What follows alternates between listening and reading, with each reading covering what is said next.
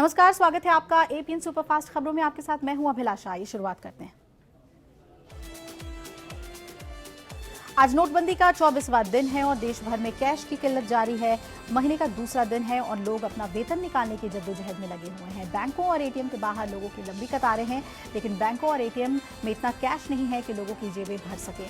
यानी खाते में रुपए हैं, लेकिन खर्चे के लिए लोग तरस रहे हैं। ऐसे में लोगों की रोजाना की जरूरतें कैसे पूरी होंगी, ये बड़ा सवाल है। जाहिर है महीने की शुरुआत में ही सबसे ज्यादा खर्चे होते हैं।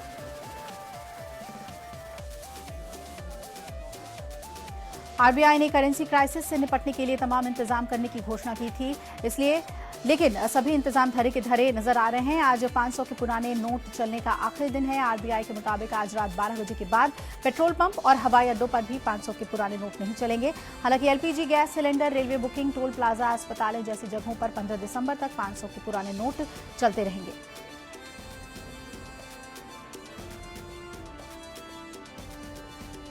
नोटबंदी के मुद्दे पर सुप्रीम कोर्ट में आज अहम सुनवाई होनी है। नोटबंदी से हो रही दिक्कतों को लेकर सुप्रीम कोर्ट में जनहित याचिका दाखिल की गई है। साथ ही अलग अलग हाई कोर्ट में भी याचिकाएं दाखिल की गई हैं। इन सभी पर आज सुनवाई होगी। याचिका में नोटबंदी के फैसले की संवैधानिक वैधता को चुनौती दी गई है। साथ ही इससे लोगों को होने वाली परेशानी का मुद्दा उठाया गया है। चीफ जस्टिस टीएस ठाकुर और जस्टिस डीवाई चंद्रचूड़ की बेंच ने कहा है कि वो इस मामले में संवैधानिक वैधता और लोगों को होने वाली परेशानी दोनों ही मुद्दों का आकलन करेंगी।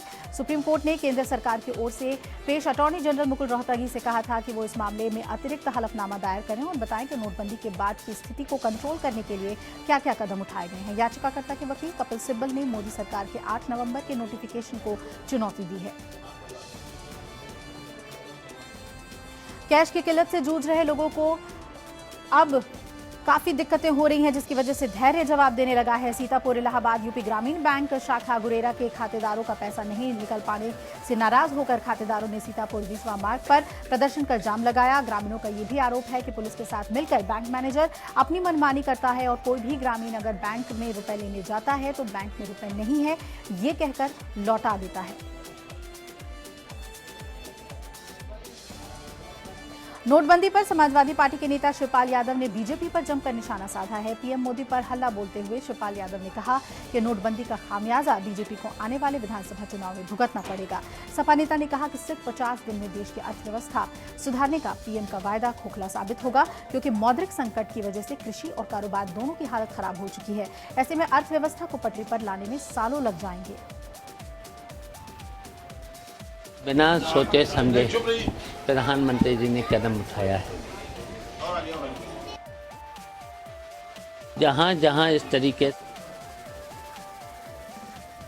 नोटबंदी के बाद मोदी सरकार का दूसरा बड़ा ऐलान सामने आया है। काला धन बचाने के लिए अगर आपने सोना खरीद लिया है तो सावधान हो जाइए, आप सरकार के रडार पर हैं। आयकर संशोधन विधेयक 2016 के तहत विवाहित महिला को 500 ग्राम और अविवाहित महिला को 250 ग्राम सोना रखने की छूट होगी। वहीं पुरुषों के लिए सिर्फ 100 ग्राम सोना रखने की सीमा तय की गई है। दूसरी ओर पुश्तैनी सोना और घोषित आय से खरीदे गए सोने पर कोई टैक्स नहीं देना होगा।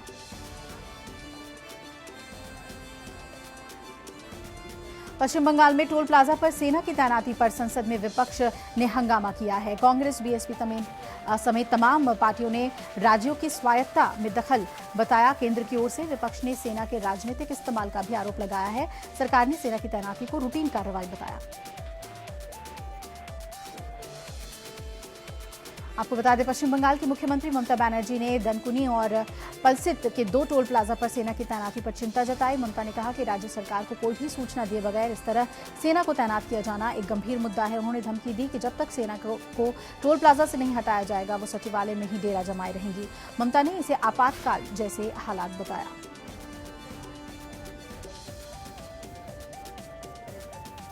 दूसरी तरफ सेना ने ममता के आरोपों को खारिज करते हुए कहा कि यह सेना का नियमित अभ्यास है। सेना ने यह भी कहा कि इससे घबराने की जरूरत नहीं है। ममता बनर्जी की तरफ से इस मुद्दे को उठाए जाने के बाद सेना को कई जगहों से हटा लिया गया है।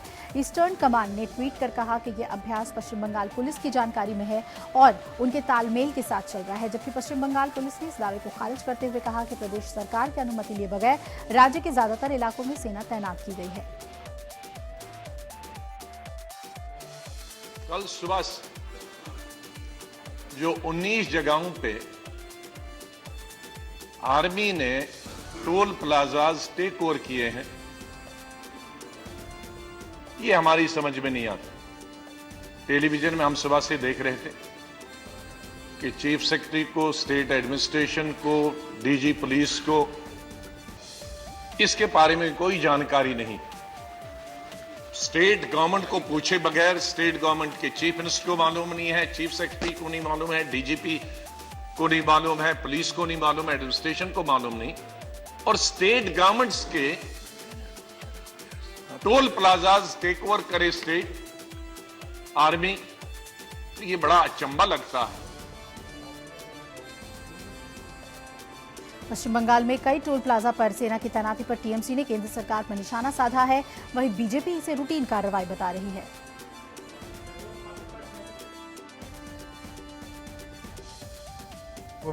कोई इंफॉर्मेशन स्टेट गवर्नमेंट को, बंगाल स्टेट गवर्नमेंट को नहीं दिया है। 2 टोल प्लाजा एकदम बंगाल सेक्रेटेरिएट के पास एक हाई सिक्योरिटी जोन में, वहां आर्मी डिप्लॉय हुआ और वहां टोल प्लाजा में वीडियो भी है। आप खुद आपके चैनल में वीडियो देख लीजिए। जो आर्मी पर्सनल टोल प्लाजा में है वो लोग कुछ कलेक्ट भी कर रहा है, कार्ड्स कुछ कलेक्ट कर रहा है। तो ये तो बहुत डेंजरस सिचुएशन है। और हम लोग फर्स्ट ने सोचा ये सिर्फ 2 टोल प्लाजा, वो सेंसिटिव एरिया। अभी मैं कंफर्म कर रहा हूँ 4-5 डिस्ट्रिक्ट बंगाल में अभी आर्मी वहां है। कंफर्म कर रहा हूँ मुर्शिदाबाद में है। ये क्या हो रहा है? ये इमरजेंसी कौन डिक्लेयर किया? और हम लोग जानना चाहता हूं ये आर्मी को वहां कौन भेजा, कहां से इंस्ट्रक्शंस मिले? Fortunate development has happened in West Bengal. Why the central government is acting so modo without a requisition from state government? They should not do it. But let us see when Parliament starts. I will also contact the West Bengal MPs, and after knowing the details, then I can react.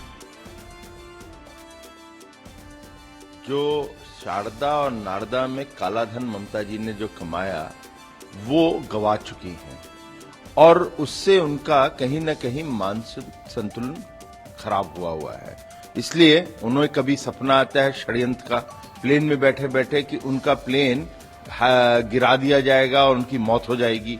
फिर उनको army की एक regular exercise को, army के लोगों, जवानों को देख के उनको लगता है कि यहाँ पर मोदी जी कू करवाने बंगाल भेज दिया है। तो उनका जो सदमा उनको हुआ है, जो पैसा जो उन्होंने गंवाया, उससे सदमा जो हुआ है, उसके बाद वो अपने मानसिक संतुलन में नहीं है। इसलिए अब टीएमसी के लोगों को एक ही काम करना चाहिए कि ममता जी का जल्दी से जल्दी इलाज करवाएं। बहुत ममता बनर्जी साहिबा हो, कांग्रेस पार्टी हो या जो कुछ और लोग हैं, उन पर बहुत तरस आ रहा है। पहले इन्होंने सर्जिकल स्ट्राइक पर सवाल किया, अब फौज की जो रूटीन एक्सरसाइज है उस पर बवाल।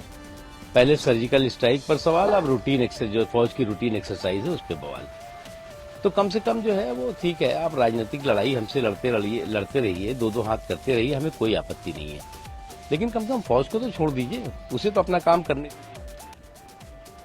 नोटबंदी पर संसद में आगे की रणनीति पर चर्चा के लिए आज कांग्रेस संसदीय दल की बैठक हुई। बैठक में सोनिया गांधी ने शिरकत नहीं किया और राहुल गांधी ने बैठक की अध्यक्षता की। बैठक में कांग्रेसी सांसदों ने संसद में सरकार को घेरने की रणनीति बनाई है और जाहिर है कि नोटबंदी के बाद से ही कांग्रेस का रुख हमलावर दिख रहा है और उसकी अगुवाई में विपक्ष सरकार को घेर रहा है।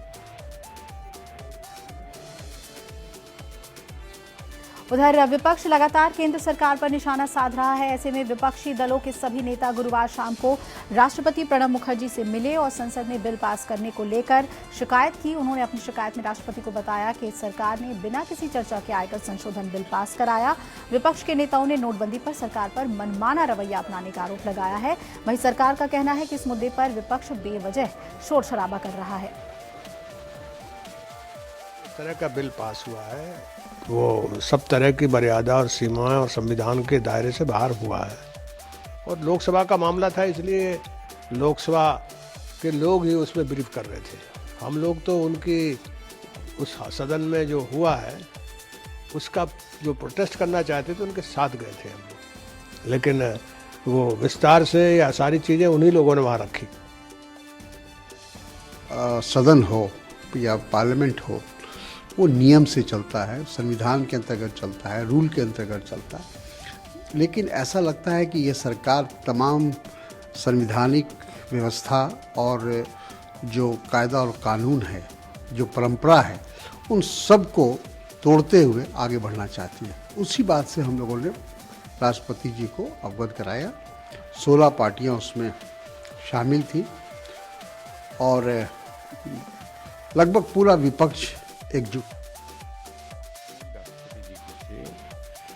विपक्ष के सभी नेतागण राहुल गांधी जी के नेतृत्व में मिले हैं। कोई भी बिल स्टैंडिंग कमेटी में नहीं जा रहा है। हर बिल को धक्कम-पेल करके और इस तरीके से जबरदस्ती पास करा के ये एक रूटीन बन गया है, जो कि खेदजनक है। और राष्ट्रपति, महामहिम राष्ट्रपति जी से इसी का संरक्षण प्राप्त करने के लिए, उनसे अनुरोध करने के लिए लोग गए थे। शिष्टमंडल राष्ट्रपति जी को मिलकर शिकायत किया और राहुल गांधी जी ने कहा कि बिल जो आयकर के संबंध में संशोधन विधेयक है वो सांसदीय परंपराओं का पालन न करते हुए है। हम इनके आरोपों को खारिज करते हैं। अब कांग्रेस और विपक्षी दलों के पास कुछ मुद्दा ही नहीं बचा है। सभापति महोदय ने पूरी सांसदीय परंपराओं का पालन करते हुए बिल पारित किया। 10 बार उनको कहा कि चर्चा करो, चर्चा करो, चर्चा ही नहीं करेंगे। गृह मंत्री राजनाथ सिंह और रेल मंत्री सुरेश प्रभु आज लखनऊ पहुंच रहे हैं। आज राजनाथ सिंह गोमती नगर रेलवे स्टेशन पर विकास कार्यों की योजनाओं का लोकार्पण और शिलान्यास करेंगे। इसके बाद सशस्त्र सीमा बल के प्रशासनिक भवन का भी उद्घाटन राजनाथ सिंह गोमती नगर में करेंगे। आपको बता दें, कल सीएम अखिलेश यादव ने अपनी ड्रीम प्रोजेक्ट लखनऊ मेट्रो के ट्रायल रन का उद्घाटन किया था और केंद्र सरकार से किसी भी मंत्री को बुलावा नहीं भेजा गया था। माना जा रहा है किसी के जवाब में आज राजनाथ सिंह लखनऊ में योजनाओं का लोकार्पण करने आ रहे हैं।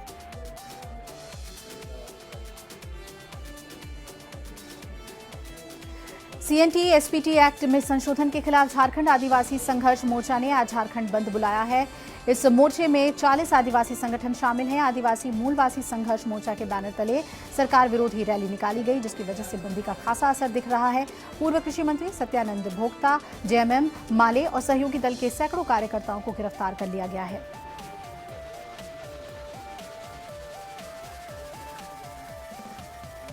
जीएसटी परिषद की 2 दिवसीय बैठक आज से शुरू होगी। बैठक में कई अहम मुद्दों पर चर्चा होनी है।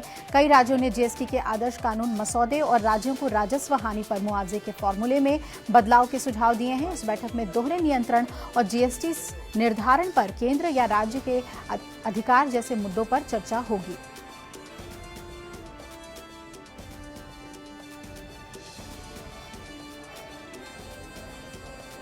सुप्रीम कोर्ट के प्रधान न्यायाधीश जस्टिस तीरथ सिंह ठाकुर ने कहा कि न्यायाधीश की नियुक्ति की प्रक्रिया हाईजैक नहीं की जा सकती। उन्होंने कहा कि न्यायपालिका स्वतंत्र होनी चाहिए, क्योंकि निरंकुश शासन के दौरान उसकी अपनी एक भूमिका होती है। जस्टिस ठाकुर ने यह भी स्पष्ट किया कि न्यायपालिका न्यायाधीशों के चयन में कार्यपालिका पर निर्भर नहीं रह सकती।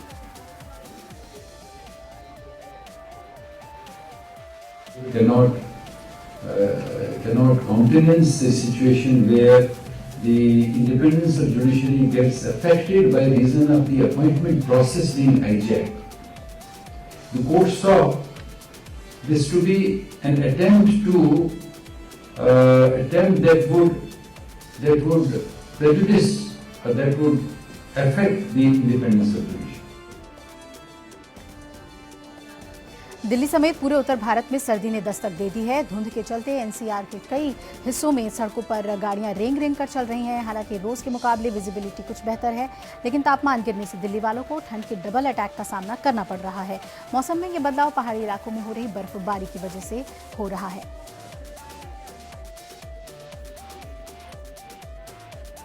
रिलायंस के चेयरमैन मुकेश अंबानी ने जियो के उपभोक्ताओं के लिए बड़े ऐलान किए हैं। उन्होंने नए साल के मौके पर नए और पुराने ग्राहकों को 31 मार्च 2017 तक इंटरनेट फ्री देने का ऐलान किया है। मुकेश अंबानी ने कहा कि ग्राहकों की सहूलियत को देखते हुए जल्द ही जियो सिम की होम डिलीवरी शुरू की जाएगी। उन्होंने ये भी कहा कि हम अपने ग्राहकों को अच्छी सुविधा देने के लिए प्रतिबद्ध हैं। मुकेश अंबानी ने कहा कि जियो सिम में बेहतर सेवा देने के लिए हमारी कोशिशें जारी हैं। इसके साथ ही उन्होंने ये भी ऐलान किया कि अब जियो सिम से पुराने नंबर भी चल पाएंगे।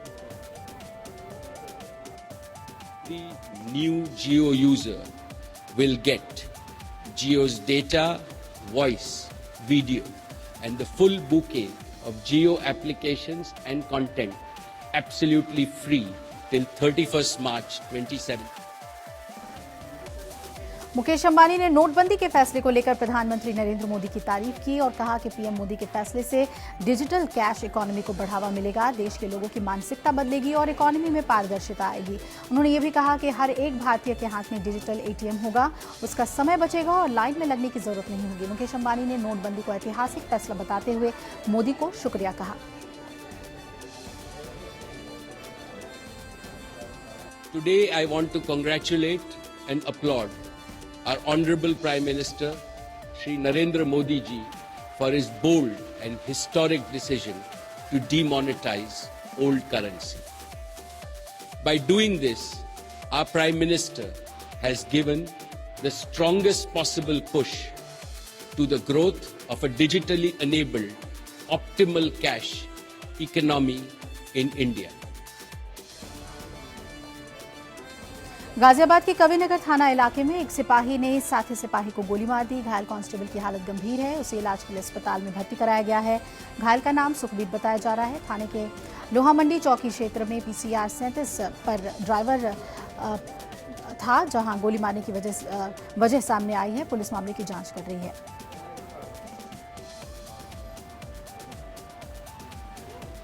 काशीपुर के कुंडेश्वरी में स्थित उत्तरांचल पैकेजिंग गत्ते की फैक्ट्री में अचानक आग लग गई। आग लगने की वजह से लाखों का सामान जलकर खाक हो गया। दमकल विभाग ने कड़ी मशक्कत के बाद आग पर काबू पाया है। आग लगने की वजह शॉर्ट सर्किट बताई जा रही है।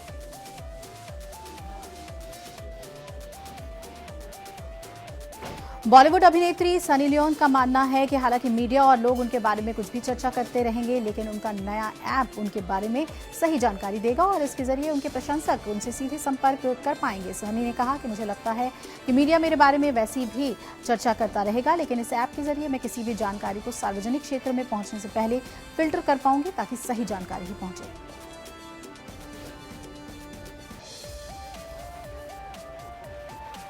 नोटबंदी ने सभी को एक लाइन में लाकर खड़ा कर दिया है, चाहे आम जनता हो या मशहूर हस्तियां। बॉलीवुड अभिनेता अनिल कपूर भी कल एटीएम से पैसे निकालने के लिए पहुंचे और लाइन में खड़े दिखे। यहां पर उन्होंने लाइन में लगे कुछ अपने फैंस के साथ सेल्फी भी ली। वहीं अनिल ने गुरुवार को ट्विटर पर 2 महिला प्रशंसकों के साथ अपनी तस्वीर रीट्वीट की, जिसमें वो काले रंग की जैकेट पहने अपनी बारी का इंतजार करते नजर आ रहे थे।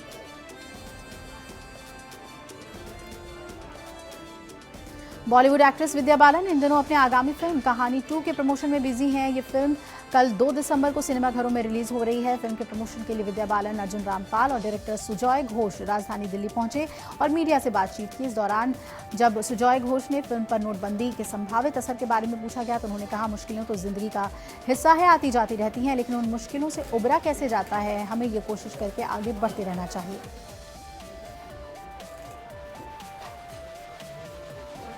राष्ट्रीय पुरस्कार विजेता फिल्म संपादक और पटकथा लेखक अपूर्व असरानी का मानना है कि वर्ष 2008 की रोमांटिक कॉमेडी फिल्म दोस्ताना के बाद से भारतीय समाज ने लंबा सफर तय किया है। इसमें 2 अभिनेताओं को समलैंगिक दिखाया गया था। फिल्मकार करण जौहर के टीवी शो कॉफी विद करण के एक एपिसोड में अभिनेता अर्जुन कपूर और वरुण धवन ने 2 समलैंगिक पुरुषों का मजाक बनाया। हालांकि ट्विटर पर कुछ लोगों ने इसकी आलोचना भी की। पिछले कुछ दिनों से अभिनेत्री आलिया भट्ट अपनी बहन शाहीन के साथ नए घर में शिफ्ट होने की तैयारी कर रही थी। कल आलिया ने घर शिफ्ट कर लिया और अपने नए घर की एक तस्वीर इंस्टाग्राम पर पोस्ट किया। आलिया ने लिखा, नए घर में पहली रात, शाहीन आखिरकार हमने कर लिया। आपको बता दें कि इन दिनों आलिया भट्ट की फिल्म डियर जिंदगी सिनेमा हॉल में चल रही है और नोटबंदी के बीच बॉक्स ऑफिस पर शानदार कमाई कर रही है।